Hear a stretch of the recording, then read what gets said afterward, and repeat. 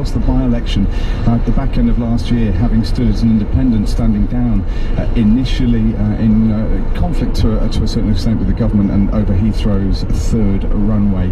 Today he's been returned back to Parliament as the Conservative member for Richmond Park with a majority of just over 50. So he is now giving a speech. I'm not sure if you want to listen into this, Vanessa, or if you want to take away from here, but Zach Goldsmith has returned to Parliament as the Member of Parliament for Richmond. That's Phil Parry there in Richmond Park, and as you hear, Zach Goldsmith wins his seat back, the seat that he formerly occupied, then he resigned. Sarah Olney beat him in the last general election. Now he gets the seat back, but by 45 votes only. When he was last MP for Richmond Park, his majority was 23,015. This has been, I think by any calculation, an extraordinary night in British politics, with most of the results now declared in the general election. This London is what you're waking up to, a hung Parliament. Is there a single Londoner who feels one scintilla of joy at the prospect of a hung Parliament? I don't think so. The Conservatives remain the biggest party, but without an overall majority. It means the Prime Minister faces the humiliation of ending up with fewer seats than she had when she called this general election. Speaking as she was re-elected in Maidenhead, Theresa May said she wants the Conservative Party to form the next government, but she didn't say that she would lead that party. Labour have done better than most pundits expected. Leader Jeremy Corbyn was re-elected for Islington North and immediately called on Theresa May to resign as Prime Minister. The Telegraph front page today, Britain votes for chaos. The Sun, hung, drawn and slaughtered. The Mirror, poll gamble backfires spectacularly. The Times, Theresa May's poll nightmare. The Independent, mayhem, Britain and Brexit in disarray. The Guardian, May under fire as hung Parliament likely. The Daily Mail, May refuses to quit. In the Express, Labour make huge gains as Theresa May's hopes of Commons majority scuppered. In London, Labour saw an increased majority across the capital. Conservatives Gavin Barwell and Jane Ellison are both out, but Zach Goldsmith is back with just a 45-vote majority in Richmond Park. Vince Cable is back for Lib Dems, also won Kingston and Surbiton, but Simon Hughes failed to take back Bermondsey and Old Southwark. In the rest of the country, Nick Clegg lost his seat, as did Alex Salmond. In the last few minutes, Sir Geoffrey Donaldson, one of the senior MPs for the DUP, the Northern Irish Democratic Unionist Party, which currently has 10 seats, has said this is perfect territory for the DUP to strike a deal with the Tories. Vince Cable, re-elected to Twickenham, on the other hand, says the Lib Dems, who currently have 12 seats, will not consider making any deal with any other party or being part of a coalition. Good morning to you and welcome to BBC Radio London's breakfast show on this day where we have this extraordinary election result. A hung Parliament. The Tories more seats than anybody else, but not enough to hold sway or carry the day. Not a decent enough majority. Theresa May's decision to call a snap general election has backfired and there will be a hung Parliament. The Conservatives are expected to have the most MPs when all the votes are counted, but they will still fall short of an overall majority. So what does this mean for the Prime Minister? Theresa May spoke in Maidenhead after comfortably holding on to her own seat. At this time, more than anything else, this country needs a period of stability. And if, as the indications have shown, if this is correct, that the Conservative Party has won the most seats and probably the most votes, then it will be incumbent on us to ensure that we have that period of stability, and that is exactly what we will do. In Islington North, the Labour leader Jeremy Corbyn held his seat with more than 40,000 votes. He says Theresa May should step down. The Prime Minister called the election because she wanted a mandate. Well, the mandate she's got is lost Conservative seats, lost votes, lost support and lost confidence. I would have thought that's enough to go, actually, and make way for a government that will be truly representative of all of the people of this country. One of the big shocks of the night, former Lib Dem leader and ex-Deputy Prime Minister Nick Clegg losing his seat to Labour. But here in London, another Lib Dem was back in politics, Vince Cable, regaining his seat in Twickenham. It's a strange new political world we seem to be going into. We don't know what the new alignments will be, and weird things happening in Scotland, so I'm not going to rush into judgments on all of that. That's a bit premature, but I'm looking forward to getting back to my old job.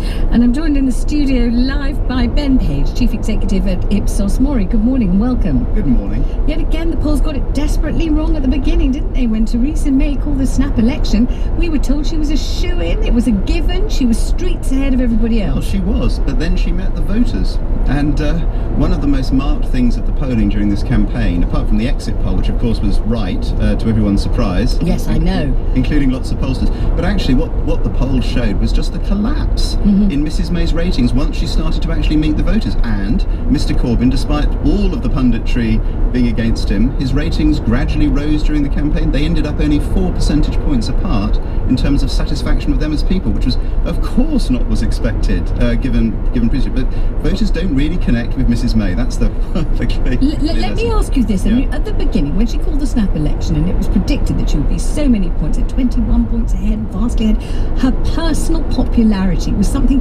that people were not calling into question. Then, as you say in your own phrase, she met the voters. So what was this popularity predicated upon before she met the voters? Why did people like her before they knew her? Well, because she was able, in a very controlled way, in the same way that she had done at the Home Office, to not say very much and almost therefore allow people to project onto her what they wanted to see.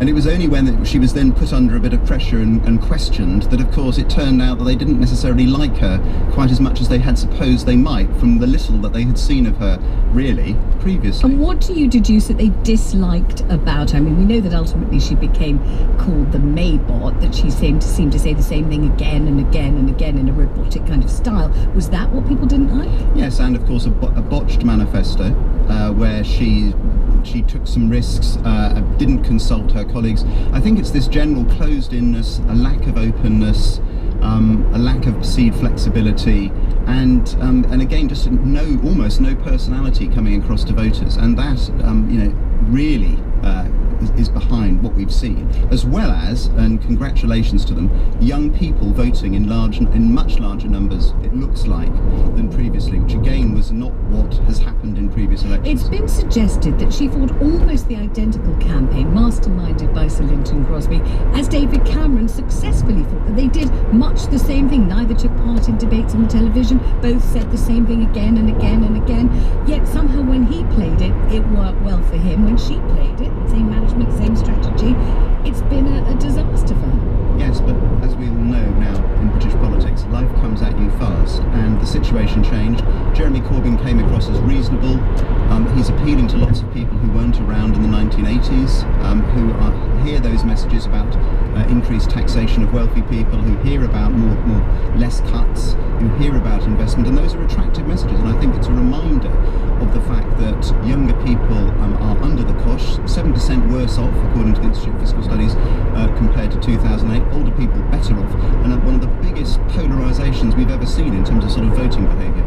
We'll be straight back with you, Ben. I'm here with Ben Page, the Chief Executive at Ipsos Mori. Listening to Ben talk, you may think that Jeremy Corbyn is about to be our new Prime Minister. Look, anything could happen, but at the moment, the Tories still have the biggest number of seats, the largest number. It's just they don't have a majority that's sufficient to make sure that they can do anything. That's why we've got what's called a hung parliament. And we'll be straight back with you, lovely listener, after the travel news. Listeners, the trains and the underground after a quiet start, no reported delays. M25 building anti-clockwise from junction 2 for the A2 at Durrance towards the Dartford River crossing and the tunnels. In Belmont, Brighton Road closed between Belmont Rise and Cotswold Road following a police incident near Belmont Station. Brighton Road as a result slow northbound towards the closure from Banstead Downs. In Thornton Heath, the 235 London Road closed between Mayday Road and Pemdevon Road following a fire underground to the south of Croydon Hospital. And the usual suspects building northbound traffic on the Blackpool Tunnel southern approach, slow from the Woolwich Road flyover.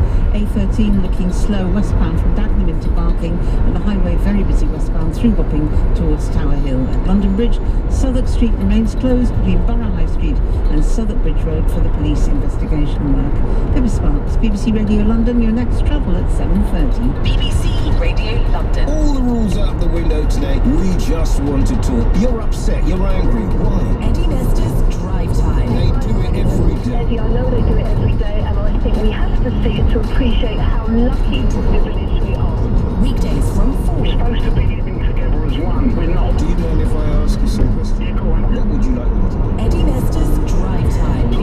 What can you do?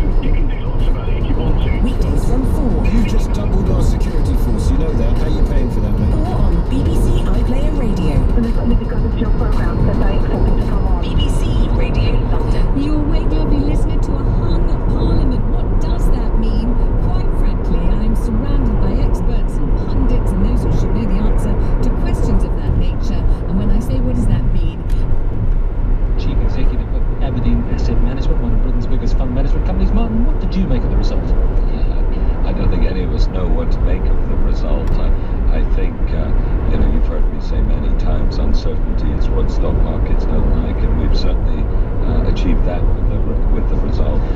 But stock markets look as if they might open up a bit this morning. I was going to ask, what do you think the market reaction will be? And perhaps you could explain why, if the pound is down a bit, why would the stock market go up? Well, a lot of our earnings are from overseas, so obviously earnings will go up slightly if the pound weakens. But I think it's more this move